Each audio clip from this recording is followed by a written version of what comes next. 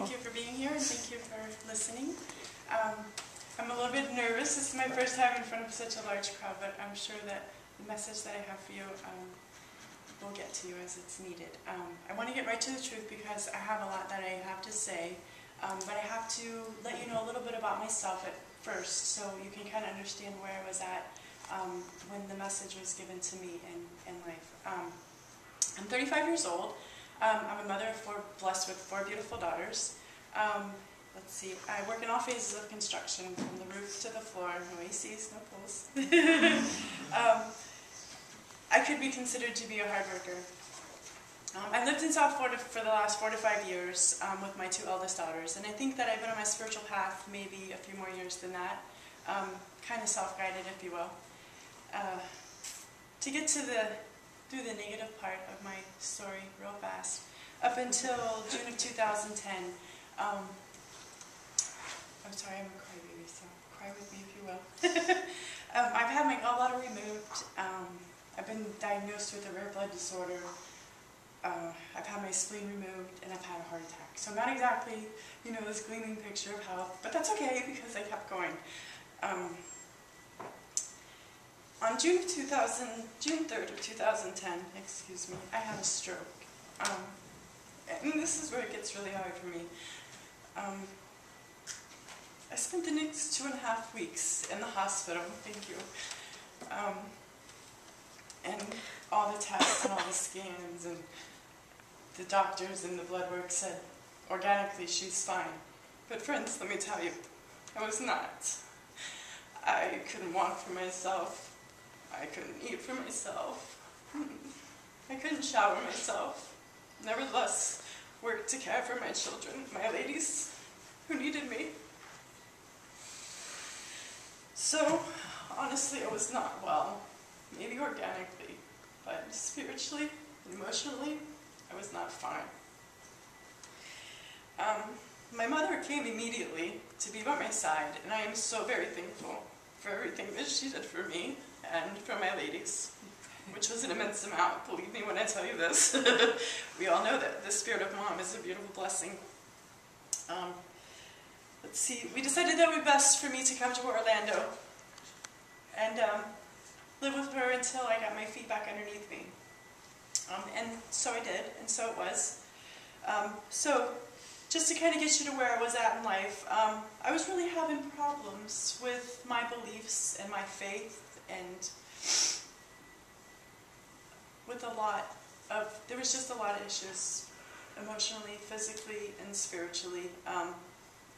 They had ejected me out of the hospital on an enormous amount of medicines preventatively, which had me bedridden, right, yeah, all that negative stuff.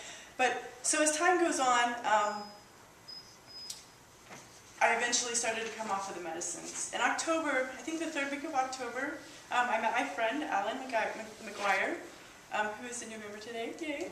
And we began to talk, and we realized that, you know, we had a lot of similar things going on in our lives from actually the same week of June on. Things had been a lot similar. And so our conversations grew, and he had mentioned to me that there was this small spiritual church down the street from his friend's house, and that maybe I should attend, and I kind of threw that around for a minute, you know, for the week, and I came that next weekend, and the first time I was here, I received a greeting from Reverend Jeannie, and she had explained to me that I'd had a fatherly vibration with me, and he was standing beside me kind of with his hand in my back, not like pushing me, but as support, if you will, and letting me know that he was proud of me for the changes that I had made in my life, because they were very drastic, and just that he was there for me, you know, to support me.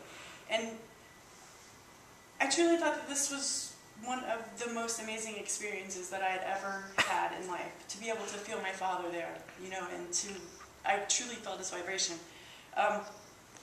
My friend and I, Alan, had been reading and listening to the channelings of Cryon, and I don't know if many of you are familiar with him, but he has much love for everybody. And so I found a lot of joy and love through that, and I began to relate to a lot of what I was learning through that. Well, I had begun to get out more, you know what I mean? I was out in the yard, and I met one of my neighbors, and we'd agreed to watch movies that night. And so it was. I went to his house, and we watched 4 or 5 movies. I ended up falling asleep there, and I don't even think nobody knew where I was, you know, so to say. And so I came home the next morning, and I'm sitting, and I was speaking with my daughter, and having my cup of coffee, and I got a text message on my phone. And I was so busy in the conversation with my daughter, and kind of was just happy, you know, that I'd gotten out of the house, and, you know, I didn't have a huge anxiety about being gone, because sometimes I didn't even want to go to the end of the driveway. I was really messed up from the whole ordeal. So when I checked my phone, and let me tell you, this was at 8:45 in the morning that I got this first text on my phone on November 23rd. And I'm sorry, I want to read this part from the paper because I don't want to lose a piece of it for anybody that might need it. It said, "From now on, please text me at this number, God." Now, friend, let me tell you, I thought in my mind immediately, first I didn't reply, because I thought, who would have the audacity, who do I know in my life, who do I have in my life right now would have the audacity to mess with me on such a level, knowing like where I was at, you know, emotionally and just where my life was. Who would really do that to me? So I pondered, and the curiosity got the best of me, and I replied, "Who is this?" You know, and I really was not very happy when I sent that text back, so I'm sure the energy went with it. And 9:26, I got a return message, and it said, "God, exclamation point, Heather," with a hyphen. And when I read it, the energy was like, hello? So I thought, my mind's like, okay, I thought, whoever's doing this should feel really ashamed, you know, that they're doing this. And I didn't reply. At 9:30, I got another text, and it says, "I feel like you don't believe me, hyphen." And in my mind, I'm like, well, I don't. I really don't. And I said, okay, now I've got something to say. You know, it's hard for me, and this was my reply, it's hard for me to believe that an interdimensional quantum energy is texting my phone. And that's just truly how I felt. You know, nobody texts with God. And I didn't reply more than that, you know. And so 9:43, my next text was, "Believe it, Miss Howerton." Okay, whoa, wait a minute, hold on. Immediately I thought, Howerton. Now I'm wondering who could know the phone number that I have now and my maiden name of 11 years ago. This is going really deep in the hole here. Somebody's really trying to mess with me bad. It's really what I thought. So skeptical. And why I replied what I did, I don't know. I said, "Why are you texting me?" 9:46, just 3 minutes later, he said, "Wanted to let you know that I was thinking about you and the girls." So something resonated with me there, and I thought, oh my God, what if I really am texting with God? I think I better have something important to say, right? And something nice to say. So I'm still trying to analyze who could know all of this information. The previous day, Alan and I had a conversation about, you know, if we can free write with spirit and communicate somewhat with people on the other side of the veil, that we had wanted to talk to God, you know, and it was just a casual conversation. And I think Alan was a little bit more animate about speaking with God at that point than I was, and I really was kind of thinking about that conversation and how he was going to feel, you know, when I told him what was going on. Was he going to believe that, or, you know, was he going to be like, yeah, why did you get to talk to God first? Or, you know, I wasn't sure how he was going to feel, and that's really what I was thinking about. My next message was at 9:51, and it said, "Tell Alan I say hello as well." So at this point, I'm like, wow, really? Wait, Alan, what? I just thought, you know Alan? Hey, wait a minute, were you just thinking, did you just know what I was thinking? Obviously, I was becoming really, really perplexed in my mind as to who this could be and why they would do this. I replied, and I'm really not sure why I replied the way I did. I said, "I will." My mind is telling me you're talking to God, you know, but my other mind, if you will, is telling me you can't be texting with God. 9:53, I got the next message, and it says, "Lewis is a great guy for you, and you should see how things go." Okay, my jaw hit the floor at that point, because that's where I was the night before watching movies, okay? And absolutely no one knew his name nor knew where I was. Nobody could know that. You know what I mean? So I'm a crybaby, and I'm getting a little emotional with all these texts coming through my phone with all this information about me, you know? I had no choice but in my mind but to believe. At 9:57, 4 minutes later, he said, "Do you believe me now?" Well, yes, I do. You know, I had no choice. I said, "Thank you for all the blessings, and we love you." And at 9:59, he said, "Very good, my child." He said, "Elizabeth, one of my daughters, has been through some rough times, and I needed to be on her side in the future." And I replied, "I will, and thank you." And my inner thought at that point was, this is amazing. And me being the crybaby that I am, I was getting a little watery in the eyes. I wasn't quite bawling yet. But I decided, you know, maybe I better get me a cup of coffee and go outside and get some fresh air because I was a little overwhelmed. And my next message was, "Good, I will talk to you later, and I hope that Alan believes you."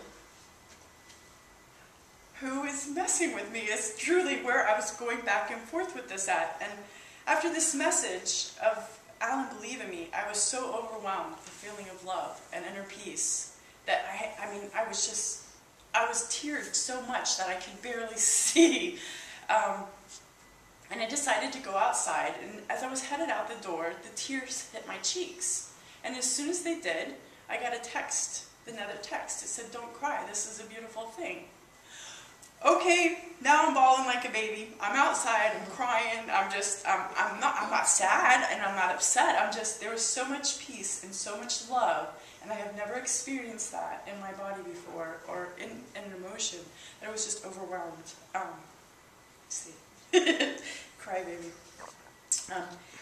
The next message that I got, it says, "You're going to help people in the future." Now, mind you, I'm still not really, I'm just cooking dinner and barely doing the dishes for myself at this point, you know. And I said, "How am I going to do that? Am I a light worker? Am I a master? I mean, I'm ready. You know, curiosity is killing me, and I'm ready to get to it. I'm barely able to take care of myself, but here I am. I'm ready just to go help everybody, you know, because God said so.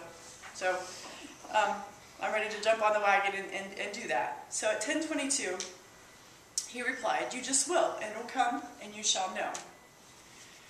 Well, he didn't give me very much more information than that. So when it comes, I will know exactly, and I accepted that for that. 2 minutes later, I didn't reply after that message. I was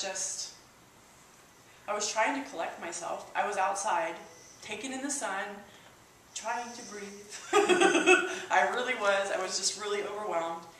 And he said to me, and this is where I got really just totally floored. He said to me, "Just like the affirmation with your father in church, he told you you're doing the right thing. I am doing the same." Yes, ma'am, Jeannie. Now I'm breathless. At that point, I was truly breathless. I have a little more breath now than I did then, as a matter of fact. Okay, maybe Reverend Jeannie was the only one that knew about that. You know, maybe somebody else was listening in at that point, but I thought, so now I'm stuck on how I'm going to help people still. I'm ready to do what it is that, you know, I'm told to do, and I'm ready to get to it. So I asked, am I a healer? And I asked if he would text Alan too. And he said, "You will just know, and good, he'll get one today." And I thought, I can't wait to talk to Alan about this. 4 minutes later, this was another emotional point for me. He said, "Eris and Araya love you." Eris and Araya are my two smaller daughters. They live with their father in Clearwater, and we don't get a lot of time together, so, you know, I miss them. And I'm tearing at that point like a waterfall. It just won't stop, and I'm like, oh my gosh, you know, my daughter, she's looking at me like, what's wrong? And I'm like trying to explain to her and cry and text back and think and all this stuff at the same time. So I didn't reply. At 10:39, the next message, he said, "Sam is bad for the girls and she needs to go." Now let me explain to you who is Sam. She's the girlfriend of my ex that lives with them, and I don't speak of them. I don't speak her name, I don't speak his name, I don't talk upon them. So I'm thinking, okay, now we're getting real personal here, you know, and I'm really crying. I asked for help with the situation, you know, because I felt powerless in order to help the girls with Sam. And he said, "I will, and you'll get them, and Ace will be happy again." Now, Ace is my ex-husband's nickname, you know what I mean? So I'm thinking, there is nobody that knows what's going on. So, yeah, I truly believe at this point in my mind and with my answers, I was speaking to God. I don't have a home. My reply to him was, I don't have a home for everyone, and so please help me recover so I can provide what's necessary. At 10:51, he replied, a home is not here. A home is in South Florida where you and the girls are happy. And I'm thinking, yeah, God knows me because I love South Florida. South Florida is beautiful. I love it. I love the beaches and the parks, and I'm thinking, okay, thank you. I needed that.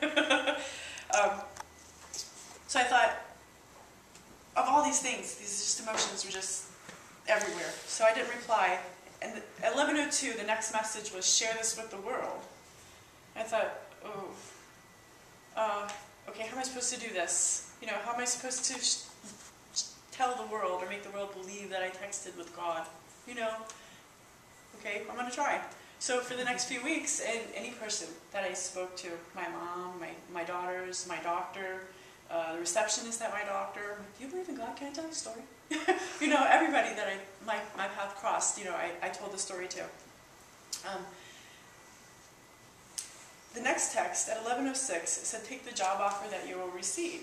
And I thought, once again, I'm just barely doing the dishes at this point, but if you tell me I'm ready, I'll go out there and I will do it.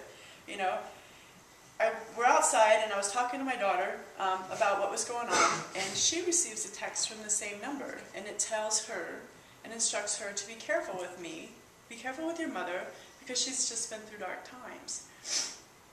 So she's like floored, you know. And I'm thinking, okay, nobody can know all that, know my number and know her number, because she just changed her number. I mean, you know, skepticism at that point was just so prevalent. Her boyfriend was there on the porch with us as well, and he lights up a cigarette, and he gets a text, and it says, stop smoking, from the same number. Okay, wow, all over again, right?